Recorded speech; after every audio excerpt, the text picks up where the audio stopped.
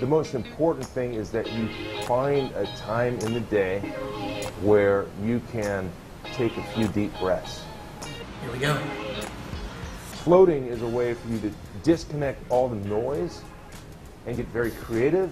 It's also a way to disconnect all the noise and get very, very relaxed. See you in an hour.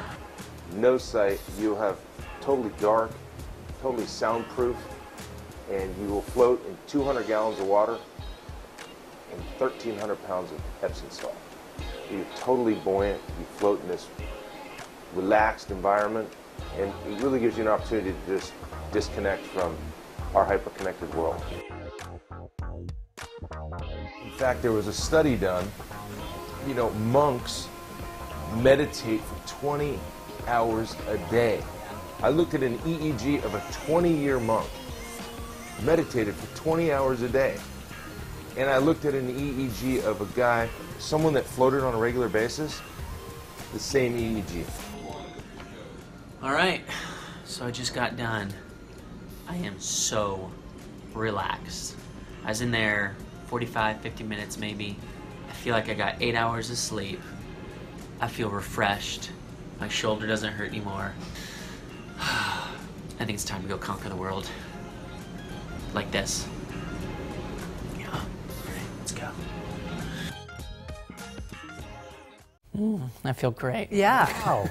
I've heard it's like an out-of-body experience because you're so disconnected. Right. From No gravity. You can't hear anything. You're completely floating. And if you get into that meditation state, you feel like you don't have any arms. And if you don't move, you feel like you're in no man's land. You kind of, I don't want to make judgments. You kind of looked high when you got out of there. I felt you great. Like just totally. Some people sleep. Out. Yeah. They really rejuvenate, and I wanted to share. It was the first time I've ever done That's really it. cool. And I think it's so beneficial. Yeah. I love That's the point of people taking drugs, right? Is to get that high. Yeah. Right. But you can actually achieve it Right. without having Without- to you're alter right. your Yeah. biochemistry. But we should introduce you. We brought you in, Julie LaMonica, our life coach, because we are heading into this really stressful time of the year. We all need to kind of de-stress, bliss out.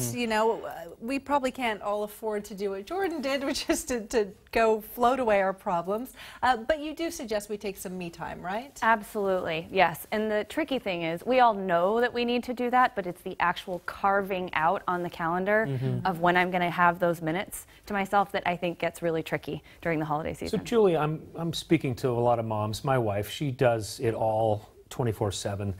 Moms are really bad at making time for themselves because they care so much about the people around them. What's your advice on creating that me time? Is it different for every person? Yeah, it does really matter what works for you. So some moms can get up early, like before their kids wake up. I have a couple of clients who do that, and those 5-10 minutes are absolutely precious to them, where they feel like they can fill their own cups before they need to go out and take care of everybody else. For other moms I work with, it's late at night or maybe while the kids are napping or at school, and so it really does matter kind of tuning into what your own rhythms are and what you need, and when you feel like you actually can sit down or lie down or take a bath, whatever it is, to have that me time. Right. Is it more beneficial to do something like that where you're meditating or you're in prayer, or you're doing something where you're completely removed from the stresses of everyday life? If you can, yeah, that I think is a wonderful way to do it. It's a very powerful and very moving experience, right? To kind of touch in so deeply with a fairly spiritual part of the self, which we're all wired to enjoy. But if we only have 5 minutes, it's just as beneficial to lie down and put your feet up and just listen to a song.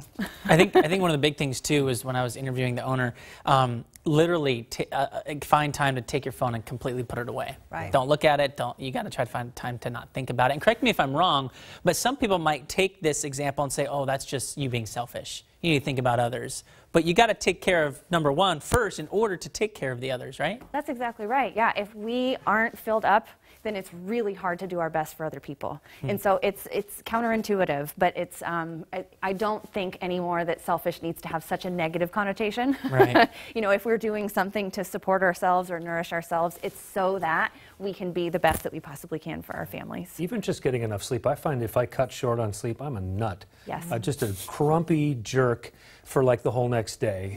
But when I carve out that time for good sleep, I'm so much better adjusted at life. Exactly. Yeah. Me too. Yeah. Now we know when he's a little cranky. That's why. Or she go soak in a tub somewhere. Hey, I'm totally down. It was awesome. All right, Julie, thank you. Thank you. That was Okay, back to work for you. yes. All right.